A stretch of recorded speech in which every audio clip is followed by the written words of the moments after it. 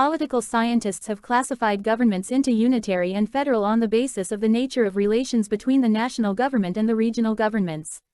By definition, a unitary government is one in which all the powers are vested in the national government, and the regional governments, if at all exist, derive their authority from the national government. A federal government, on the other hand, is one in which powers are divided between the national government and the regional governments by the Constitution itself, and both operate in their respective jurisdictions independently. Britain, France, Japan, China, Italy, Belgium, Norway, Sweden, Spain and so on have the unitary model of government, while the US, Switzerland, Australia, Canada, Russia, Brazil, Argentina and so on have the federal model of government. In a federal model, the national government is known as the federal government or the central government or the union government, and the regional government is known as the state government or the provincial government. The specific features of the federal and unitary governments are mentioned below in a comparative manner. Table 13.1 Comparing features of federal and unitary governments. Federal government 1. Dual government, that is, national government and regional government. 2. Written constitution. 3. Division of powers between the national and regional government. 4. Supremacy of the constitution. 5. Rigid constitution. Unitary government. 1. Single government, that is, the national government which may create regional governments. 2. Constitution may be written France or unwritten Britain. 3. No division of powers. All powers are vested in the national government. 4. Constitution may be supreme Japan or may not be supreme Britain. 5. Constitution may be rigid France or flexible Britain. 6. Independent judiciary. 7. Bicameral legislature. 6. Judiciary may be independent or may not be independent. 7. Legislature may be bicameral Britain or unicameral China. The term federation is derived from a Latin word foedus, which means treaty or agreement. Thus, a federation is a new state political system which is formed through a treaty or an agreement between the various units. The units of a federation are known by various names like states, as in US, or cantons, as in Switzerland, or provinces, as in Canada, or republics, as in Russia. A federation can be formed in two ways, that is, by way of integration or by way of disintegration. In the first case, a number of militarily weak or economically backward states independent come together to form a big and a strong union, as for example, the US. In the second case, a big unitary state is converted into a federation by granting autonomy to the provinces to promote regional interest, for example, Canada. The US is the first and the oldest federation in the world. It was formed in 1787 following the American Revolution, 1775–83. It comprises 50 states, originally 13 states, and is taken as the model of federation. The Canadian Federation, comprising 10 provinces, originally 4 provinces, is also quite old, formed in 1867. The Constitution of India provides for a federal system of government in the country. The framers adopted the federal system due to two main reasons: the large size of the country and its sociocultural diversity. They realized that the federal system not only ensures the efficient governance of the country but also reconciles national unity with regional autonomy. However, the term federation has nowhere been used in the Constitution. Instead, Article 1 of the Constitution describes India as a union of states. According to Dr. B.R. Ambedkar, the phrase union of states has been preferred to federation of states to indicate two things. The Indian Federation is not the result of an agreement among the states like the American Federation, and the states have no right to secede from the federation. The federation is union because it is indestructible. Point 1. The Indian federal system is based on the Canadian model, and not on the American model. The Canadian model differs fundamentally from the American model, insofar as it establishes a very strong center. The Indian Federation resembles the Canadian Federation in its formation, i.e., by way of disintegration, in its preference to the term union. The Canadian Federation is also called a union, and in its centralizing tendency, i.e., vesting more powers in the center vis-a-vis the states. Federal features of the Constitution. The federal features of the Constitution of India are explained below. 1. Dual polity. The Constitution establishes a dual polity consisting the Union at the center and the states at the periphery. Each is endowed with sovereign powers to be exercised in the field assigned to them respectively by the Constitution. The Union government deals with the matters of national importance like defense, foreign affairs, currency, communication and so on. The state governments, on the other hand, look after the matters of regional and local importance like public order, agriculture, health, local government and so on. 2. Written Constitution. The Constitution is not only a written document but also the lengthiest constitution of the world. Originally, it contained a preamble, 395 articles divided into 22 parts, and 8 schedules. 2 At present 2013, it consists of a preamble, about 465 articles divided into 25 parts, and 12 schedules. 3 It specifies the structure, organization, powers and functions of both the central and state governments and prescribes the limits within which they must operate. Thus, it avoids the misunderstandings and disagreements between the two. 3. Division of powers. The Constitution divided the powers between the center and the states in terms of the Union List, State List and Concurrent List in the 7th Schedule. The Union List consists of 100 subjects, originally 97, the State List 61 subjects, originally 66, and the Concurrent List 52 subjects, originally 47. Both the center and the states can make laws on the subjects of the concurrent list, but in case of a conflict, the central law prevails. The residuary subjects, i.e., which are not mentioned in any of the 3 lists, are given to the center. 4. Supremacy of the Constitution. The Constitution is the supreme, or the highest, law of the land. The laws enacted by the center and the states must conform to its provisions. Otherwise, they can be declared invalid by the Supreme Court or the High Courts through their power of judicial review. Thus, the organs of the government, legislative, executive and judicial, at both the levels must operate within the jurisdiction prescribed by the Constitution. 5. Rigid Constitution. The division of powers established by the Constitution as well as the supremacy of the Constitution can be maintained only if the method of its amendment is rigid. Hence, the Constitution is rigid to the extent that those provisions which are concerned with the federal structure, i.e., center-state relations and judicial organization, can be amended only by the joint action of the central and state governments.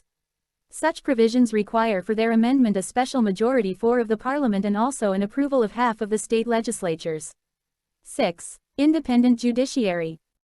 The Constitution establishes an independent judiciary headed by the Supreme Court for 2 purposes. 1. To protect the supremacy of the Constitution by exercising the power of judicial review, and 2. To settle the disputes between the center and the states or between the states.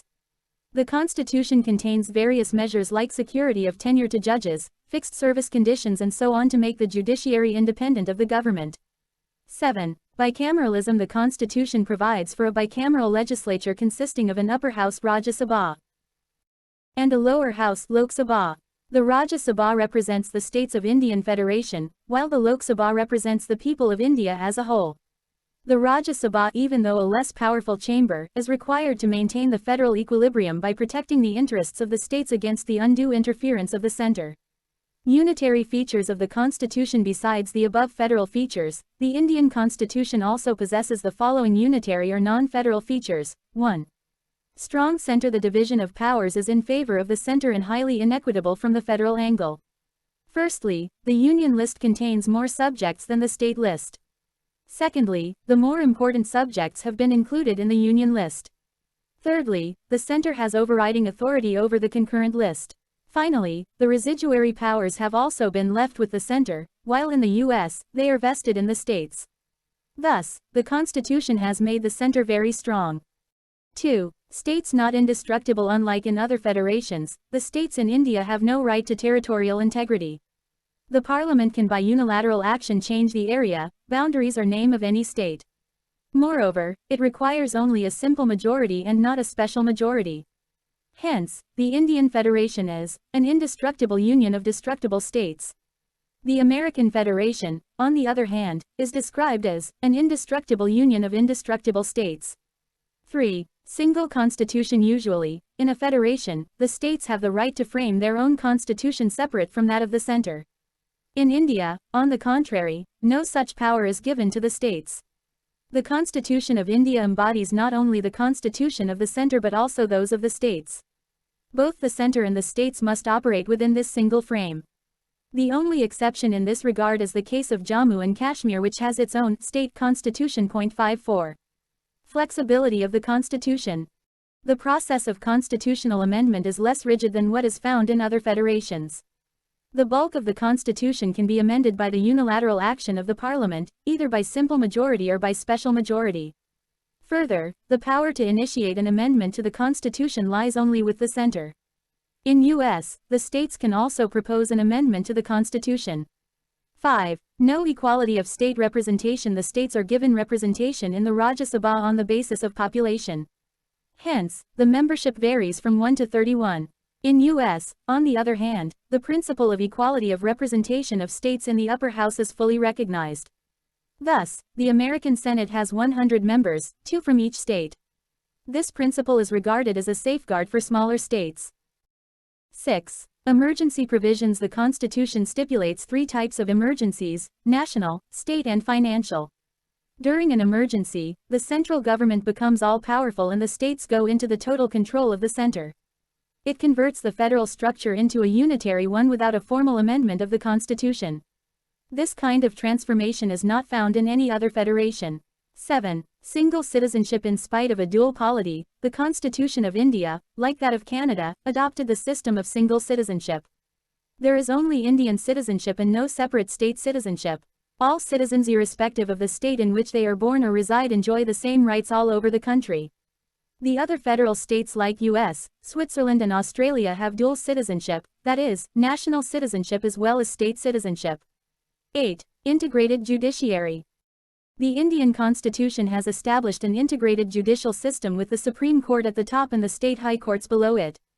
This single system of courts enforces both the central laws as well as the state laws. In US, on the other hand, there is a double system of courts whereby the federal laws are enforced by the federal judiciary and the state laws by the state judiciary. 9. All India services. In US, the federal government and the state governments have their separate public services. In India also, the center and the states have their separate public services. But, in addition, there are All India Services (IAS, IPS, and IFS) which are common to both the center and the states. The members of these services are recruited and trained by the center, which also possess ultimate control over them. Thus, these services violate the principle of federalism under the Constitution. 10. Integrated audit machinery. The Controller and Auditor General of India audits the accounts of not only the central government but also those of the states. But, his appointment and removal is done by the President without consulting the states. Hence, this office restricts the financial autonomy of the states. The American Controller General, on the contrary, has no role with respect to the accounts of the states. 11. Parliament's authority over state list. Even in the limited sphere of authority allotted to them, the states do not have exclusive control. The Parliament is empowered to legislate on any subject of the state list if Rajya Sabha passes a resolution to that effect in the national interest. This means that the legislative competence of the Parliament can be extended without amending the Constitution. Notably, this can be done when there is no emergency of any kind. 12. Appointment of Governor. The Governor, who is the head of the state, is appointed by the President. He holds office during the pleasure of the President. He also acts as an agent of the center. Through him, the center exercises control over the states. The American Constitution, on the contrary, provided for an elected head in the states. In this respect, India adopted the Canadian system. 13. Integrated election machinery. The Election Commission conducts elections not only to the central legislature but also to the state legislatures. But, this body is constituted by the President and the states have no say in this matter. The position is same with regard to the removal of its members as well. On the other hand, U.S. has separate machineries for the conduct of elections at the federal and state levels. 14. Veto over state bills. The governor is empowered to reserve certain types of bills passed by the state legislature for the consideration of the president. The president can withhold his assent to such bills not only in the first instance but also in the second instance. Thus, the president enjoys absolute veto, and not suspensive veto, over state bills. But in US and Australia, the states are autonomous within their fields and there is no provision for any such reservation. Critical evaluation of the federal system. From the above, it is clear that the Constitution of India has deviated from the traditional federal systems like US, Switzerland and Australia and incorporated a large number of unitary or non-federal features, tilting the balance of power in favor of the center. This has promoted the constitutional experts to challenge the federal character of the Indian Constitution. Thus, K.C. Weir described the Constitution of India as quasi-federal. He remarked that Indian Union is a unitary state with Subsidiary federal features rather than a federal state with subsidiary unitary features. 6. According to K. Sonthanam, the two factors have been responsible for increasing the unitary bias tendency of centralization of the Constitution. These are I. The dominance of the center in the financial sphere and the dependence of the states upon the central grants, and E. The emergence of a powerful planning commission which controls the developmental process in the states. He observed, India has practically functioned as a unitary state though the Union and the states have tried to function formally and legally as a federation. 7. However, there are other political scientists who do not agree with the above descriptions. Thus, Paul Appleby 8 characterizes the Indian system as extremely federal. Morris Jones 9 termed it as a bargaining federalism. Ivor Jennings 10 has described it as a federation with a strong centralizing tendency. He observed that the Indian constitution is mainly federal with unique safeguards for enforcing national unity and growth. Alexandrovich 11 stated that India is a case sui generis, i.e., unique in character. Granville Austin 12 called the Indian federalism as a cooperative federalism. He said that though the Constitution of India has created a strong central government, it has not made the state governments weak and has not reduced them to the level of administrative agencies for the execution of policies of the central government. He described the Indian Federation as a new kind of federation to meet India's peculiar needs. On the nature of Indian Constitution, Dr. B.R. Ambedkar made the following observation in the Constituent Assembly: the Constitution is a federal constitution inasmuch as it establishes a dual polity. The Union is not a league of states, united in a loose relationship, nor are the states the agencies of the Union, deriving powers from it. Both the Union and the states are created by the Constitution, both derive their respective authority from the Constitution. 13. He further observed, yet the Constitution avoids the tight mold of federalism and could be both unitary as well as federal according to the requirements of time and circumstances. Point 14. While replying to the criticism of over-centralization in the Constitution, he stated, a serious complaint is made on the ground that there is too much centralization and the states have been reduced to municipalities.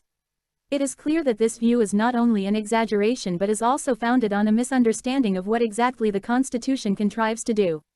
As to the relations between the center and the states, it is necessary to bear in mind the fundamental principle on which it rests. The basic principle of federalism is that the legislative and executive authority is partitioned between the center and the states not by any law to be made by the center but by the Constitution itself. This is what the Constitution does. The states are in no way dependent upon the center for their legislative or executive authority. The states and the center are co-equal in this matter. It is difficult to see how such a constitution can be called centralism. It is, therefore, wrong to say that the states have been placed under the center. The center cannot by its own will alter the boundary of this partition. Nor can the judiciary. Point 15. In Baumai Case 16, 1994, the Supreme Court laid down that the Constitution is federal and characterized federalism as its basic feature. It observed, the fact that under the scheme of our Constitution, greater power is conferred upon the center vis-a-vis the states does not mean that the states are mere appendages of the center. The states have an independent constitutional existence. They are not satellites or agents of the center. Within the sphere allotted to them, the states are supreme. The fact that during emergency and in certain other eventualities their powers are overridden or invaded by the center is not destructive of the essential federal feature of the Constitution. They are exceptions and the exceptions are not a rule. Let it be said that the federalism in the Indian Constitution is not a matter of administrative convenience, but one of principle, the outcome of our own process and a recognition of the ground realities.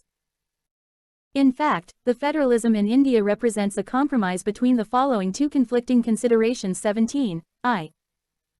Normal division of powers under which states enjoy autonomy within their own spheres, and E. Need for national integrity and a strong union government under exceptional circumstances. The following trends in the working of Indian political system reflects its federal spirit. Territorial disputes between states, for example, between Maharashtra and Karnataka over Belgaum. Disputes between states over sharing of river water, for example, between Karnataka and Tamil Nadu over Kaveri water. The emergence of regional parties and their coming to power in states like Andhra Pradesh, Tamil Nadu, etc. IV. The creation of new states to fulfill the regional aspirations, for example, Mizoram or recently Jharkhand. V. Demand of the states for more financial grants from the center to meet their developmental needs. V. Assertion of autonomy by the states and their resistance to the interference from the center. V. Supreme Court's imposition of several procedural limitations on the use of Article 356 President's rule in the states by the center. 18. Notes and references. Constituent Assembly Debates, Volume 7, p.